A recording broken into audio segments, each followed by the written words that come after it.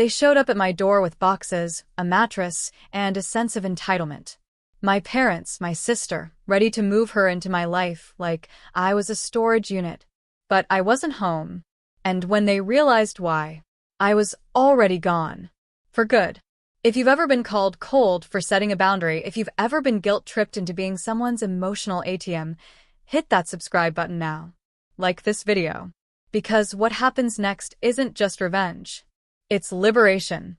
This is the story of how I stopped being useful and started being free. Let's dive in. My name is Amanda Connors. I'm 28, a senior accountant, and I live a quiet life in a quiet apartment with no drama, no damage, and no lies. I built everything myself. My degree, My job.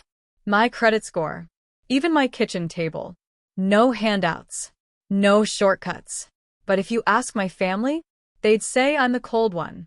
Not because I've ever yelled. Not because I've ever walked out. Not because I've ever been cruel. Just because I stopped cleaning up their messes. You see, I have an older sister, Erin. 2 years older. But somehow, always 5 steps behind. She's mastered the art of failure, framing it as tragedy. She gets fired. The boss was toxic. Kicked out of an apartment? Roommates were jealous. Missed a bill? She's trying her best.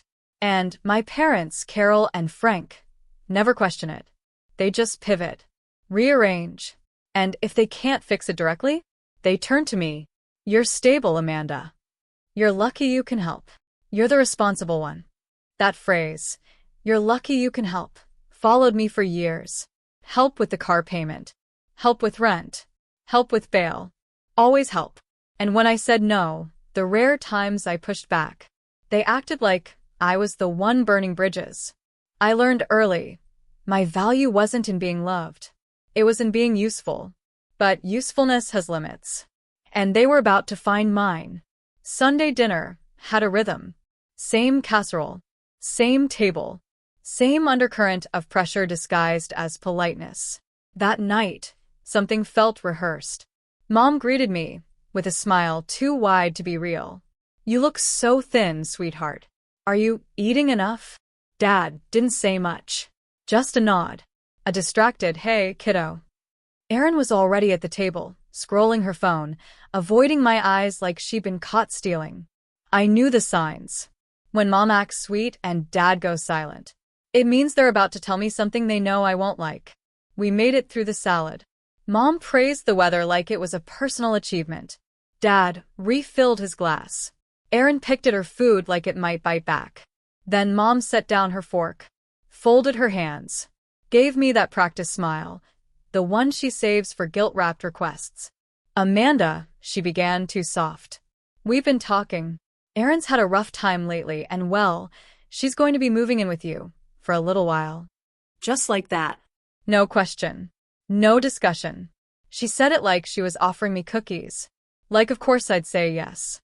I felt the room pause, like they were waiting for me to resist, waiting for the pushback they could call selfish. Instead, I smiled. Of course, I said lightly.